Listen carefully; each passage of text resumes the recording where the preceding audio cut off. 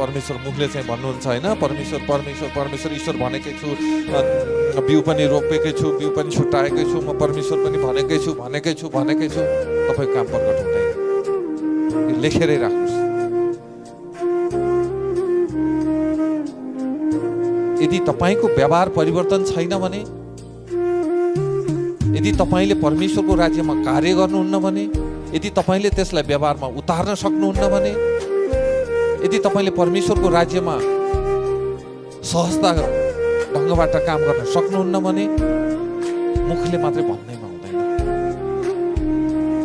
तपाईमा जातीय विभेद छ, तपाईमा धार्मिक विभेद छ, तपाईमा सामाजिक हिसाबमा तपाईले हिंसा भड्काउनुहुन्छ, तपाई भित्रै छुट्टै खालको त्यो अर्काको रिस छ, डाहा छ, तपाई भित्र अनेक खालका चाहिँ कुविचारहरू छ।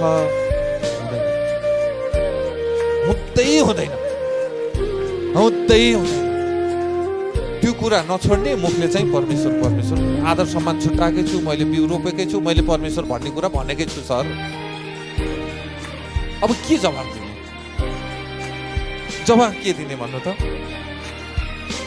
एकजना मान्छेले मलाई भन्नुभएको थियो,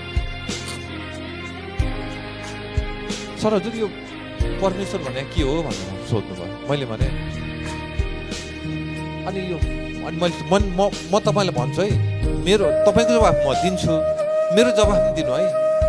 परमेश्वर भनेको कस्तो हुन्छ भनेर सोध्नुभयो। मैले एउटा जवाब सोध्छु, त्यसपछि तपाईँले मलाई भन्नुभयो भने। अनि तपाईँले मह देख्नु भएको छ भने मह देखाएको छु। अनि मह कस्तो हुन्छ भने पहेँलो पहेँलो हुन्छ। अनि खानु भएको छ, खाएको छु। कस्तो हुन्छ? गुलियो गुलियो भन्नुभयो। अनि गुलियो चाहिँ कस्तो हुन्छ भने क्या मैले उहाँलाई सोधेँ, गुलियो चाहिँ कस्तो हुन्छ भने क्या। गुलियो त भन्नुभयो, अनि गुलियो चाहिँ कस्तो हुन्छ भने।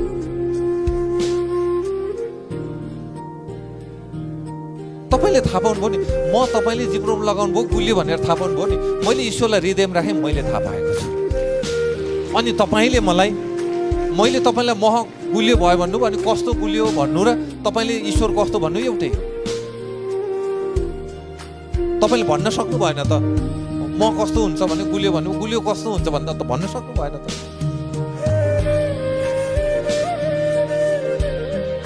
तपाईँले म चिप्रोमा लगाउनु भयो गुलियो भन्नुभयो, मैले परमेश्वरलाई हृदयमा राखेँ, ईश्वर महान हुनुहुन्छ भने। आफ्नो आफ्नो गुण हुन्छ। महको गुण गुलियो, परमेश्वरको गुण उद्धार। करेलाको गुण तितो, दुष्टको गुण बिगार्ने, भत्काउने, बिमार ल्याउने, झै झगडा ल्याउने, उसको गुण आफ्नै गुण हुन्छ। जस्तै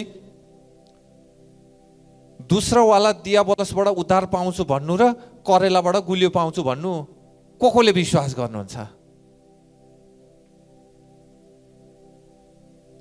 कोले विश्वास गर्नुहुन्छ? करेलाबाट गुलियो आउँछ भन्नु र दियाबलसबाट उद्धार आनन्द शान्ति पाइन्छ भन्नु कसैले पत्याउनुहुन्न। हो त्यस्तै हो। तर हरेक चिजको गुण हुन्छ। हाम्रो परमेश्वरको गुण उद्धारकर्ता हुनुहुन्छ।